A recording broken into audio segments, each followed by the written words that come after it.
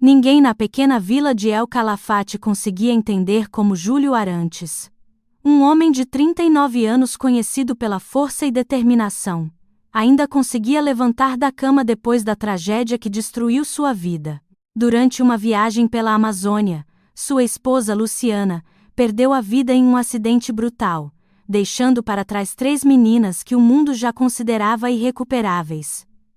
Clara, de 6 anos, Helena, de 10 e Marina, de 14. Em apenas 5 meses, 12 especialistas haviam passado pela casa de Júlio, psicólogos, terapeutas, cuidadoras renomadas. Mas nenhuma delas conseguiu ficar. As meninas não gritavam, não quebravam nada. Elas simplesmente se calavam. E esse silêncio doía mais do que qualquer rebeldia. Foi então que apareceu Laís Ventura, uma jovem de 24 anos que mal tinha dinheiro para continuar seus estudos em psicologia. Ela não tinha currículo impressionante, nem experiência internacional. Mas tinha algo que ninguém mais tinha: a capacidade de enxergar dor onde outros apenas viam problema. E naquele dia, quando bateu à porta de Júlio, ninguém imaginava que sua chegada mudaria o destino daquela família para sempre. Para muitos vizinhos, a presença de uma jovem cuidadora na casa de Júlio Arantes parecia apenas mais uma tentativa desesperada, igual às anteriores. Mas o que ninguém sabia é que naquela manhã fria em El Calafate, quando Laís Ventura atravessou o portão de madeira, algo mudou silenciosamente no ar. Não houve anúncios, nem promessas grandiosas, apenas uma jovem de olhar sereno, carregando nas mãos uma sacola simples com lápis coloridos, cadernos e um xale que pertencera à avó. As meninas, retraídas após meses de dor, observavam tudo à distância. Clara, a caçula, se escondia parcialmente atrás do sofá.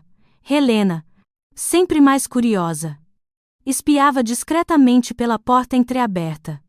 Enquanto Marina, a adolescente, permanecia imóvel perto da janela, encarando o exterior como se buscasse respostas que ninguém conseguia lhe dar.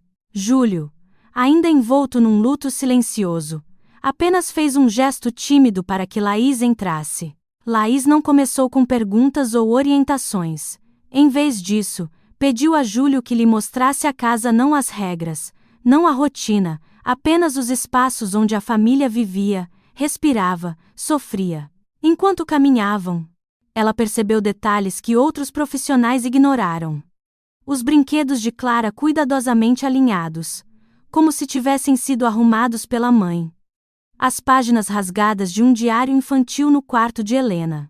E fotografias viradas para baixo na estante de Marina, um ato que escondia tanto dor quanto rebeldia.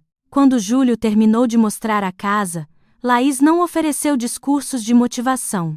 Apenas colocou sua sacola sobre a mesa e começou a organizar os lápis e cadernos, como se estivesse montando um pequeno refúgio dentro da própria sala. A simplicidade do gesto chamou a atenção das meninas. Primeiro foi Helena, que se aproximou lentamente, tocando um dos lápis como quem testa se aquilo era permitido. Depois Clara sentou-se no chão, observando Laís desenhar silenciosamente uma árvore de copa larga tão semelhante às que cercavam o lago congelado. Marina demorou mais. Havia no olhar dela um muro que não se derrubava com palavras bonitas. Mas Laís também não tinha pressa. Sabia, do pouco que aprendera na faculdade, e do muito que vivera com a avó, que curar um coração ferido exigia tempo e, acima de tudo, respeito. Júlio, observando de longe, percebeu algo que não via havia meses. As meninas não estavam fugindo. Não estavam se encolhendo. Apenas estavam ali, presentes. Aquele pequeno movimento era, para ele, uma faísca de esperança que já acreditava ter perdido. No final da tarde, quando o sol tingiu as montanhas com tons rosa e dourado, Laís pediu permissão para dar um passeio curto com as meninas pelo quintal. Júlio hesitou, nenhuma das cuidadoras anteriores conseguira levá-las sequer até a varanda sem choro ou pânico. Mas, surpreendentemente, Clara segurou a mão de Laís, Helena seguiu atrás, e até Marina, mantendo distância, acompanhou o grupo. Era a primeira vez, desde o acidente, que saíam juntas daquele jeito. Enquanto caminhavam pela neve fina, Laís contou histórias simples de sua infância em Bariloche, histórias sobre coragem, medos e pequenas vitórias. As meninas ouviram. Algumas sorriram pela primeira vez em muito tempo. Júlio observava da porta. A imagem das 4 caminhando lado a lado, iluminadas pelo sol poente, fez seus olhos se encherem sem que ele percebesse. Algo começava a mudar. Lentamente, mas de forma verdadeira. Era apenas o primeiro dia de Laís. Mas, pela primeira vez desde a tragédia na Amazônia, Júlio sentiu que o futuro talvez não estivesse completamente perdido. Nos dias que se seguiram, a casa de Júlio Arantes começou a respirar um ritmo diferente, quase imperceptível para quem passava pela rua, mas profundamente sentido por quem vivia ali, embora o luto ainda estivesse presente em cada canto. A chegada de Laís Ventura parecia ter aberto uma fresta por onde a luz voltava, pouco a pouco, a entrar. Logo pela manhã, Laís criou uma pequena rotina silenciosa. Deixava cadernos abertos sobre a mesa, lápis apontados, uma jarra com folhas recolhidas do quintal. Não pedia que as meninas participassem, apenas deixava tudo disponível. Era uma forma de convidar sem pressionar, e foi assim que começou a primeira mudança significativa. Clara, a menorzinha, aproximou-se um dia, e timidamente, pediu a Laís que desenhasse um círculo grande. Quando Laís o fez, Clara desenhou ao redor uma figura que parecia um sol. Aquele simples traço abriu espaço para muitos outros, e em poucas horas a mesa estava coberta por desenhos coloridos. Júlio, observando de longe, sentiu um nó na garganta. Fazia meses que não via Clara expressar alegria. Helena, mais reservada, observou tudo antes de se juntar, mas quando percebeu que ninguém estava julgando seus traços, pegou um dos cadernos e começou a desenhar montanhas. Eram montanhas altas, imponentes, parecidas com as que rodeavam o lago argentino. Quando Laís perguntou se ela gostava de caminhar, Helena apenas assentiu. Aquele foi o primeiro diálogo entre elas. A mais difícil continuava sendo Marina. Seus olhos carregavam um silêncio duro, quase adulto demais para seus 14 anos. Ela assistia às atividades à distância, como se quisesse participar, mas não se permitisse. Laís nunca a pressionou, apenas mantinha espaço para que ela viesse quando estivesse pronta. Um dia, enquanto Júlio organizava algumas ferramentas no galpão, Laís pediu permissão para explorar a parte mais próxima do bosque com as meninas. O vento estava leve, e o sol iluminava as árvores como se fosse início de primavera. Júlio concordou, embora a inquietação ainda o acompanhasse sempre que as filhas se afastavam. Durante o passeio, algo inesperado aconteceu. Marina, que sempre caminhava atrás, parou diante de uma árvore caída e tirou uma fotografia com o celular. Laís percebeu, mas não comentou, apenas observou. Minutos depois, Marina fotografou o reflexo da luz no gelo, depois um pássaro no galho. A lente parecia dar a ela uma liberdade que as palavras ainda não permitiam. Quando voltaram para casa, Marina se afastou, mas naquela noite, enquanto Laís lavava a louça, encontrou discretamente sobre a mesa uma das fotos impressas, a da árvore caída. No verso, uma única frase escrita com letra firme: "Às vezes me sinto como ela." Não havia assinatura, mas não era necessário. Laís segurou a foto com cuidado, como quem segura um pedido de ajuda. Ao perceber a mudança nas filhas, Júlio começou a se aproximar mais do processo. Em vez de ficar trancado em seu próprio silêncio, passou a sentar-se na sala enquanto elas desenhavam ou pintavam. Não falava muito, mas sua presença tranquila dava às meninas um sentimento de segurança há muito tempo perdido. Naquela noite, ao arrumar os materiais de arte, Laís percebeu que algo fundamental estava acontecendo. As meninas estavam começando a criar laços não apenas com ela, mas entre si e com o pai. O luto ainda existia, e existiria por muito tempo, mas agora dividia espaço com gestos pequenos de reconstrução. E foi naquele instante, olhando para as 3 irmãs reunidas no tapete, que Laís entendeu. Mais do que cuidadora, ela se tornara parte essencial da jornada de cura daquela família. Com o passar das semanas, tornou-se evidente até para os vizinhos mais distraídos que algo profundo estava acontecendo na casa dos Arantes. O ambiente, antes carregado por um silêncio tenso, agora parecia acolher sons tímidos de vida, páginas viradas, risadas curtas, passos leves no corredor.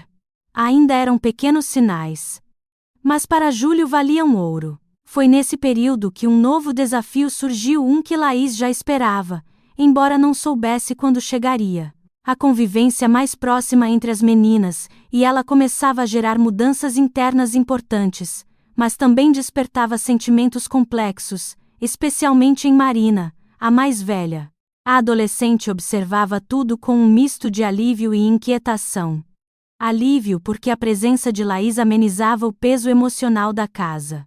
Inquietação porque parte dela temia que o pai estivesse se apoiando demais na jovem cuidadora. Certa manhã, enquanto Laís preparava o material de arte na sala, Júlio a chamou discretamente à cozinha. Seu rosto mostrava preocupação. Ele havia percebido que as notas escolares de Marina estavam caindo drasticamente, e que a menina passava horas trancada no quarto. Laís, você acha que é normal? Ela não falava assim com a mãe, não dessa forma, disse ele hesitante. Laís refletiu antes de responder. Sabia que Marina carregava mais do que tristeza, carregava responsabilidade demais para alguém de 14 anos. Ela está tentando ser forte por todos. Mas ninguém, nem adulto, aguenta isso por muito tempo. Respondeu com serenidade. Decidiram juntas incentivar Marina a participar de algo fora de casa. Não forçariam nada, apenas criariam oportunidades. Na tarde seguinte, enquanto Clara e Helena pintavam pedras do quintal, Laís convidou Marina para acompanhá-la até a pequena feira da cidade. A menina recusou à primeira vista, mas quando percebeu que o pai ficaria sozinho, cedeu discretamente. A caminhada até a feira foi silenciosa, mas não desconfortável. O vento frio de El Calafate trazia o aroma das flores silvestres que os vendedores locais colecionavam. Laís, percebendo que Marina observava tudo em silêncio, ofereceu-lhe a câmera fotográfica antiga que carregava na bolsa. Se quiser registrar alguma coisa, às vezes a câmera fala o que a gente não consegue. Marina não respondeu, mas segurou o objeto com cuidado. Na feira, fotografou pessoas que nem repararam nela. Uma senhora vendendo pães caseiros, 2 crianças disputando quem tinha a pedra mais brilhante, um músico tocando violão com calos nos dedos. Eram momentos simples, mas carregados de vida que Marina já não via com tanta clareza havia meses. No retorno para casa, a adolescente caminhou mais perto de Laís. Não disseram nada, mas o gesto bastou. Quando chegaram, Júlio percebeu algo novo no olhar da filha. Não alegria, mas uma trégua. Naquela noite, enquanto revisavam juntos as fotografias no laptop da família, Marina fez um comentário que surpreendeu Júlio e emocionou Laís. Pai, acho que eu ainda gosto do mundo. Só não lembrava disso. As palavras ecoaram pela sala como um bálsamo. A partir desse dia, Marina começou, pouco a pouco, a participar das atividades caseiras com mais presença. Às vezes ainda se fechava no quarto, mas já não era como antes, havia uma nova ponte sendo construída. E Laís sabia que essa ponte não a ligava apenas às meninas, mas também a Júlio. Ao final daquela semana, Júlio, observando as 3 filhas conversando no tapete, sentiu uma gratidão tão profunda que seu peito doeu. Ele percebeu que, mesmo sem intenção, Laís estava se tornando parte essencial da reconstrução de sua família. E foi nessa mistura de esperança e medo que o próximo capítulo dessa jornada começou a se delinear silencioso, mas inevitável.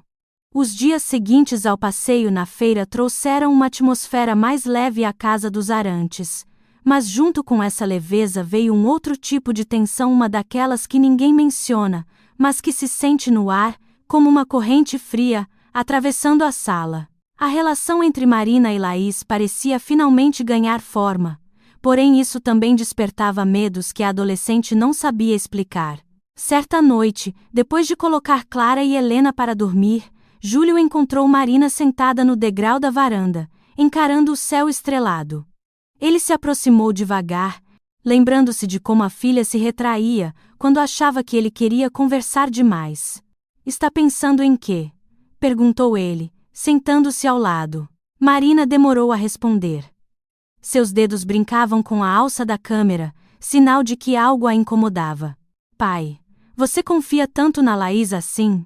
A pergunta pegou Júlio de surpresa.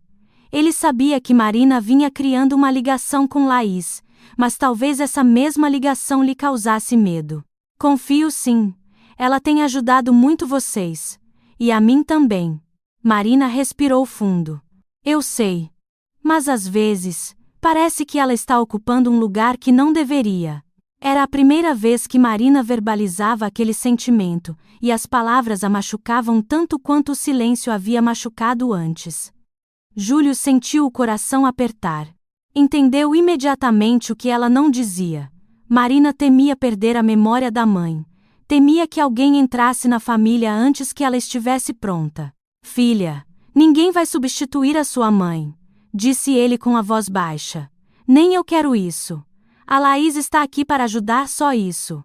Mas Marina desviou o olhar, indicando que não estava totalmente convencida. Na manhã seguinte, Laís percebeu que Marina evitava contato. Não era hostilidade, mas uma distância cautelosa, como se temesse se aproximar mais. Laís, sensível ao menor detalhe, escolheu não pressionar. Em vez disso, concentrou-se nas atividades com Clara e Helena, criando um ambiente seguro sem forçar a presença da mais velha. À tarde, porém, algo inesperado aconteceu. Clara, com sua espontaneidade habitual, mostrou a Laís um desenho que havia feito. 4 figuras de mãos dadas. Clara, Helena, Marina e Laís. Quando Marina viu o desenho, seu rosto empalideceu. "Eu não desenhei isso para você mostrar", gritou a menina, arrancando o papel das mãos da irmã.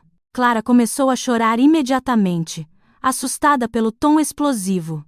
Helena tentou intervir, mas Marina já havia corrido para o quarto. Laís a seguiu. Com cuidado. "Marina, posso entrar?" perguntou com voz calma. Um longo silêncio. Depois um murmúrio abafado. "Não precisa." Ainda assim Marina não trancou a porta. Quando Laís entrou, encontrou a adolescente sentada no chão, abraçando o desenho amassado. Seus olhos estavam cheios de lágrimas. "Eu não quero esquecer a minha mãe", disse Marina, quase sem voz. Essa simples frase carregava um peso que Laís conhecia bem: perder alguém, e temer que, um dia, a dor desapareça junto com as lembranças. Laís se aproximou e sentou-se no chão ao lado dela. "Marina, amar alguém novo não apaga quem veio antes. O coração não funciona como uma gaveta que substitui coisas. Ele só amplia espaço." Marina chorou silenciosamente. Pela primeira vez, permitiu que alguém a confortasse sem resistir. Naquela noite, quando Júlio viu Marina descer para o jantar com os olhos ainda vermelhos, percebeu que algo importante havia acontecido. Um passo difícil, mas necessário. E embora ninguém dissesse em voz alta, todos naquela mesa sabiam, a presença de Laís não era mais apenas profissional. Ela estava costurando, ponto a ponto, os fragmentos daquela família, e sem perceber, começava também a mudar o coração de Júlio. Nos dias que se seguiram ao desabafo de Marina, a casa entrou num estado delicado de equilíbrio. A adolescente parecia mais aberta, mas, ao mesmo tempo, mais vulnerável. Havia algo nos olhos dela, uma tensão constante. Como se estivesse presa entre o desejo de seguir adiante e o medo de trair a memória da mãe. Laís percebia cada nuance. Seu instinto lhe dizia que Marina ainda carregava um peso não revelado, algo mais profundo do que o ciúme ou a insegurança. E esse pressentimento se confirmou numa tarde de vento cortante. Clara e Helena estavam brincando no quintal, enquanto Marina permanecia recolhida no quarto. Júlio visitava um antigo amigo na cidade vizinha, e só voltaria ao entardecer. Laís, ao subir as escadas para chamar as meninas para o lanche, notou a porta de Marina entreaberta a algo incomum. Chamou-a suavemente, mas não obteve resposta. Quando empurrou a porta, viu Marina sentada no chão, abraçando as próprias pernas, o rosto escondido entre os joelhos. Marina. O que houve? Perguntou Laís, aproximando-se devagar. A menina ergueu a cabeça. Seus olhos estavam inchados, e sua respiração era rápida, irregular. Eu não aguento mais pensar naquele dia, murmurou. Foi por minha causa que ela morreu. Se eu não tivesse pedido para irmos mais longe na Amazônia, ela estaria aqui. Era a primeira vez que Marina associava explicitamente a morte da mãe a uma culpa pessoal. Laís sentiu o chão vacilar sob seus pés. Sabia que esse tipo de pensamento, quando não interrompido, podia gerar consequências graves. Aproximou-se e pegou as mãos de Marina. Você era uma criança, Marina. Uma criança que pediu para passear. Quem decide o que é seguro ou não são os adultos. Nada daquilo foi culpa sua. Mas Marina balançou a cabeça com desespero. Eu era teimosa. Eu insisti. Antes que terminasse a frase, sua respiração acelerou ainda mais. Laís reconheceu imediatamente os sinais, um ataque de pânico severo. Rapidamente, sem perder a calma, segurou o rosto da menina com ambas as mãos. Olha para mim. Respira comigo. Assim, devagar. Marina tentava, mas o corpo tremia. As lágrimas caíam sem controle. Laís começou a guiar a respiração, marcando o ritmo com a própria voz suave, constante, estável. Depois de alguns minutos, o peito de Marina começou a relaxar, ainda trêmulo, mas menos sufocado. Quando finalmente conseguiu recuperar o fôlego, desabou nos braços de Laís, como se estivesse se permitindo ser cuidada pela primeira vez. Eu sinto tanta falta dela. Sussurrou a adolescente. Eu sei, respondeu Laís. E sentir falta não é fraqueza, é amor. Ficaram assim por longos minutos, até que Marina adormeceu de exaustão emocional. Quando Júlio chegou em casa, Laís o chamou à cozinha. Contou o que tinha acontecido sem alarmismo, mas com a clareza de quem sabe que a família enfrentava um ponto crítico. Júlio empalideceu. A ideia de que a filha havia carregado, em silêncio, um fardo tão pesado o abalou profundamente. Eu deveria ter percebido, murmurou, a voz embargada. Laís pousou uma mão no braço dele. A dor de um pai também cega, Júlio. Você tem feito o melhor que pode. Naquela noite, Júlio ficou sentado ao lado da cama de Marina até ela acordar.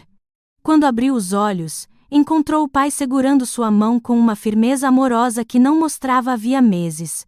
Marina, você é a minha filha. Nada que aconteceu foi culpa sua. Ela chorou novamente, mas, dessa vez, sem desespero. Era um choro que abria espaço para a cura. E foi nesse instante que Júlio percebeu algo inegável. Sem Laís, ele talvez jamais tivesse alcançado o coração ferido da filha. Os dias que vieram após a crise emocional de Marina marcaram uma virada silenciosa, porém profunda, na dinâmica da casa. Júlio, agora mais atento aos sinais das filhas, passou a dedicar tempo diário para pequenas conversas, caminhadas ao redor do jardim ou simplesmente para sentar ao lado delas na sala. O peso do luto continuava presente, mas havia menos sombra e mais espaço para respiração. Marina, por sua vez, começou a demonstrar mudanças visíveis. Já não evitava Laís, nem mantinha aquela distância defensiva que marcara os primeiros encontros. Ao contrário, frequentemente procurava a cuidadora para pedir opinião sobre fotos, falar de música ou até mesmo ficar em silêncio ao lado dela, um silêncio que não doía. Foi numa manhã particularmente fria que Marina apareceu na cozinha, com a velha câmera pendurada no pescoço. Laís preparava o café, quando ouviu a adolescente pigarrear timidamente. Laís, você pode vir comigo lá fora um instante? A cuidadora sorriu e assentiu. No quintal, A neve refletia a luz suave do sol recém-nascido. Marina levantou a câmera e capturou uma fotografia rápida. Depois virou o visor para Laís. Era uma imagem simples, mas carregada de significado. 3 sombras projetadas na neve, a dela, a de Clara e a de Helena, todas unidas, formando uma figura só. Eu tirei ontem à tarde. Acho que isso é o que você fez por nós. Laís sentiu a garganta fechar. Marina, que outrora temia, agora reconhecia seu papel como parte da família. Para uma jovem que havia carregado tanta culpa, esse gesto era um passo imenso rumo à cura. Naquela mesma semana, Júlio convidou Laís para conversar na sala depois que as meninas foram dormir. O vento da noite batia nas janelas, mas havia uma calma na casa que há meses não se via. Laís, eu tenho pensado muito. Começou ele. Não só no quanto você tem ajudado as meninas, mas no quanto você tem nos ensinado. Ela franziu a testa, sem entender plenamente. Eu queria que você soubesse que, se quiser retomar os estudos, posso apoiar financeiramente. Psicologia é algo que você nasceu para fazer. E gostaria que continuasse conosco, se isso fizer sentido para você. Laís ficou imóvel por alguns segundos. Era como se suas 2 maiores preocupações, ajudar a família e reconstruir seu próprio futuro, encontrassem naquele momento uma resposta inesperada. Júlio, eu não esperava por isso, mas agradeço. De verdade. Ele sorriu, um sorriso tímido, quase juvenil. Depois acrescentou: e há mais uma coisa. Estive conversando com algumas pessoas da comunidade. Há muitos jovens aqui que carregam traumas e não têm acesso a nenhum tipo de apoio emocional. Pensei, talvez possamos criar algo juntos. Um espaço simples, mas acolhedor. Algo inspirado no que você faz com as meninas. Os olhos de Laís brilharam. Era como se, de repente, todos os detalhes de sua trajetória, a avó que lhe ensinou sensibilidade, o curso abandonado, o trabalho temporário, convergissem para uma única direção: um centro de expressão, de arte e cuidado emocional. Ela perguntou, quase sem acreditar. Exatamente isso, respondeu Júlio. No dia seguinte, quando contou às meninas, Clara pulou de alegria, Helena sorriu com entusiasmo e Marina, com uma maturidade inesperada, disse: se for para ajudar outras crianças como nós, acho lindo. E assim, naquele lar que um dia fora apenas dor e silêncio, começou a nascer um novo sonho, não só para a família, mas para toda a comunidade ao redor. Um sonho que estava apenas começando, quando o pequeno centro de expressão e apoio emocional finalmente abriu suas portas no vale gelado da Patagônia. Ninguém imaginava o impacto que ele teria. Júlio Arantes, antes quebrado pela dor, agora caminhava ao lado das 3 filhas com passos firmes, como quem reencontrara um propósito. Laís Ventura, a jovem que chegou àquela casa apenas como cuidadora temporária, tornou-se o fio que costurou cada fragmento daquela família, transformando silêncio em diálogo e luto em esperança. Na inauguração, as crianças da comunidade entravam tímidas, mas saíam sorrindo, carregando desenhos, palavras novas, e a sensação de que havia, enfim, um lugar onde podiam ser ouvidas. E entre todos os discursos daquele dia, nada tocou mais fundo do que o de Marina, a filha mais velha. Laís não apagou a memória da nossa mãe, ela ajudou a gente a lembrar dela sem dor. Aquele momento selou algo que nenhum terapeuta, nenhuma técnica e nenhum tempo sozinho teria conseguido: a cura compartilhada. Lições da vida. A história de Júlio, Laís e das meninas nos lembra que ninguém se cura sozinho. Às vezes, a mão que nos salva vem de onde menos esperamos. A dor não desaparece, mas quando dividida, ela se transforma em força, em ponte, em recomeço. E você, já viveu um encontro que mudou o rumo da sua vida? Conte nos comentários, sua experiência pode tocar alguém hoje. Se histórias como esta aquecem o seu coração, inscreva-se no canal, deixe seu like e acompanhe nossas próximas narrativas emocionantes. Sua participação mantém este espaço vivo.